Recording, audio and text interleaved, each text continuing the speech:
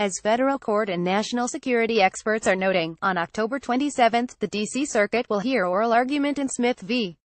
Trump, formerly Smith v. Obama. The case challenges the propriety of invoking the 2001 and 2002 authorizations for the use of military force (aumf) to justify the war against the Islamic State Operation Inherent Resolve. For anyone trying to catch up on what's happened in the case so far, the following provides a brief summary of the lower court ruling and arguments being made on appeal. The appellant, Army Capt.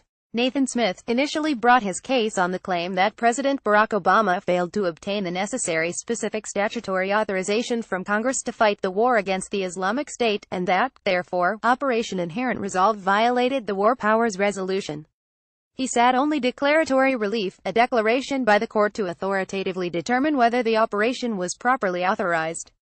On November 21, 2016, Judge Colleen Collar-Cottley of the U.S. District Court for the District of Columbia dismissed his case on two grounds. First, the court found that Smith had not alleged injury in fact sufficient to give him Article III standing, as his uncertainty over the legality of Operation Inherent Resolve is neither concrete nor particularized.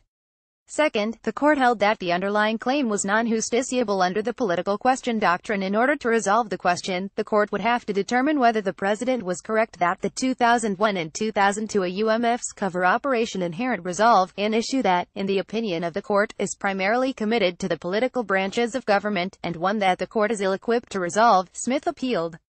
The case now names President Donald Trump as the appellee in place of Obama. In his brief, filed on April 3, 2017, Smith argues that the district court erred. He claims that the forced choice between following the officer's oath, which commands support of the Constitution, and obeying an illegal order from the commander-in-chief is injury in fact sufficient for Article III standing. With respect to the political question doctrine holding, he argues that the court is able to decide whether the president has violated statutory limitations on his authority, arguing that factual questions about the parameters of the AUMF are not questions reserved for the political branches.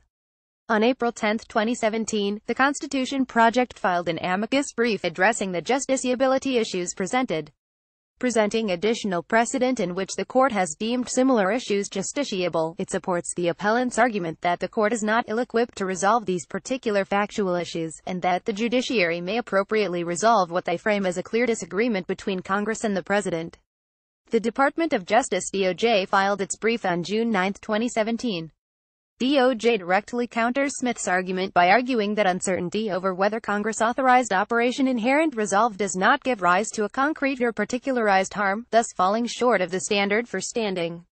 The DOJ also argues that the political question doctrine was properly applied by the district court, claiming that decisions about the use of military force are typically non-justiciable.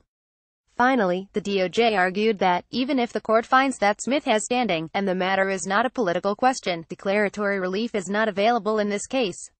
They argue that the court should not enter declaratory judgment against the president. The DOJ argues that, as with injunctive relief, declaratory relief here would require the court to order the president to take an official act.